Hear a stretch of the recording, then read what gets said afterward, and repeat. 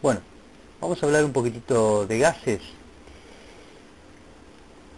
Eh, en la ecuación de estado de un gas ideal, podemos dar la presión en atmósfera, el volumen en litro, n el número de moles, ¿sí?, la cantidad de gas que tenemos, T, la temperatura. Tengamos en cuenta que esta temperatura tiene que ser sí o sí temperatura absoluta, no puede ser, por ejemplo, grados Celsius o grados Fahrenheit, que no son temperaturas absolutas.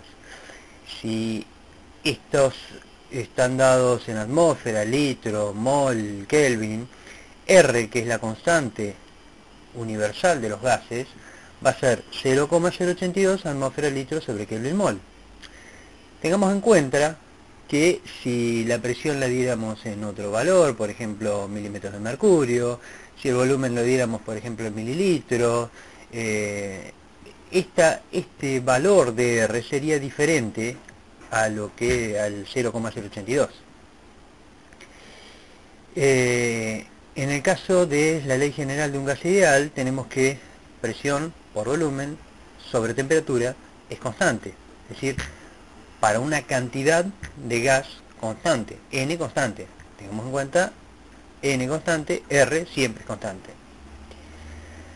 Bien, ¿qué significa esto? Podemos tener una determinada presión inicial, volumen inicial y temperatura inicial, ¿sí? Va a ser igual a una presión final, volumen final sobre temperatura final.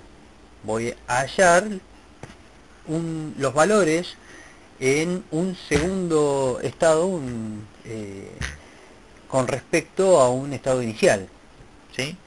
O también nos sirve para decir, bueno, a volumen constante decimos que presión sobre temperatura es constante, o a temperatura constante decimos que presión por volumen es constante, o a presión constante decimos que volumen sobre temperatura es constante. ¿Para qué nos sirve? Vamos a algunas curvas.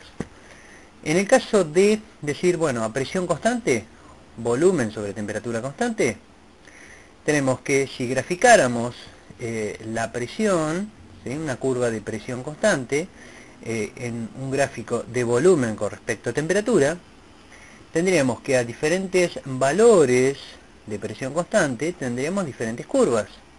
¿Está? Bien, por supuesto que la curva que está más abajo, este área, ¿sí?, va a ser menor que este área de acá. ¿Está? Entonces esta presión va a ser menor que esta presión. ¿Estamos? Bien. Tengamos en cuenta que esto sale desde el origen porque la temperatura es temperatura absoluta, grados Kelvin. Si fuera grados Celsius o grados Fahrenheit, esta curva no va a salir desde el origen. Vamos a las que nos interesan, que son las isotermas. ¿Qué es isoterma? Son curvas a temperatura constante. ¿Está? Tenemos una isoterma, otras son diferentes isotermas. A mayor temperatura, las curvas se grafican más arriba, ¿sí? ¿Por qué? Fijémonos este punto de acá, 6 por 5, ¿sí?, tiene menor área que 6 por 15, ¿tá? O fijémonos este otro punto de acá, 30 por 1 es menor área que 4, 30 por 4. ¿Estamos? Bien. Es decir, las diferentes isotermas son gráficos que se dibujan en curvas de presión con respecto a temperatura, ¿sí?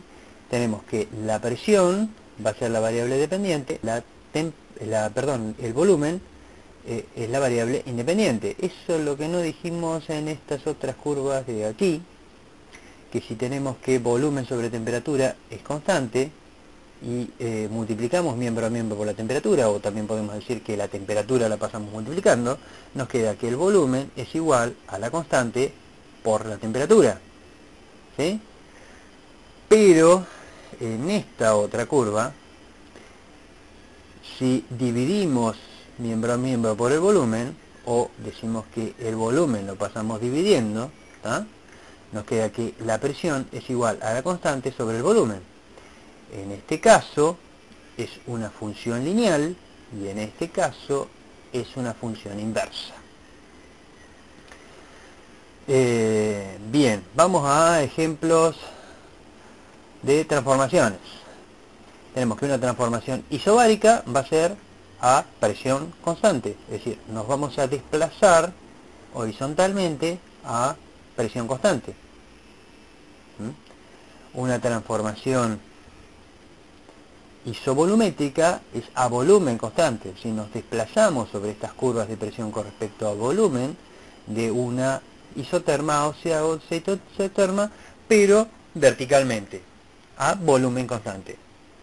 Y una transformación isotérmica es un desplazamiento sobre la curva a temperatura constante. ¿Sí? Bueno, entonces los ejemplos que van a tener ustedes, por ejemplo, de un punto A me desplazo a un punto B. Fijémonos que nos desplazamos a presión constante. Esto es una transformación isobárica. La temperatura, dijimos que si las curvas están más arriba, la temperatura aumenta. Y por otro lado veo que acá el volumen está aumentando. Es decir, me desplazo ante una transformación isobárica, aumentando la temperatura y aumentando el volumen. ¿Sí? Ahora, de un punto B a un punto C, nos desplazamos sobre una curva, sobre una isoterma. Es decir, es una transformación isotérmica. Lo que ocurre con el volumen es que se ve aumenta, ¿sí? Pero la presión disminuye. ¿Sí? Disminuye la presión.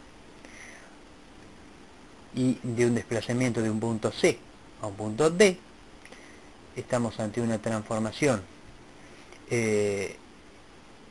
Nos desplazamos verticalmente, es una transformación isovolumétrica, ¿sí? Porque es a volumen constante, no varía en este caso el volumen, está disminuyendo la presión y disminuyendo la temperatura porque salté a una curva que está más abajo. ¿Está? Bien, entonces repasemos las tres transformaciones. Una transformación isobárica va a ser a presión constante. En este caso, aumentó el volumen y aumentó la temperatura. Una transformación isotérmica va a ser a temperatura constante. En este caso, aumentó el volumen y disminuyó la presión. ¿Sí? Y una transformación isovolumétrica va a ser a volumen constante. Y en este caso se ve que disminuyó la presión y disminuyó la temperatura, porque salté una curva que está más abajo. Bueno, espero que les haya servido. Será hasta la próxima. Hasta luego.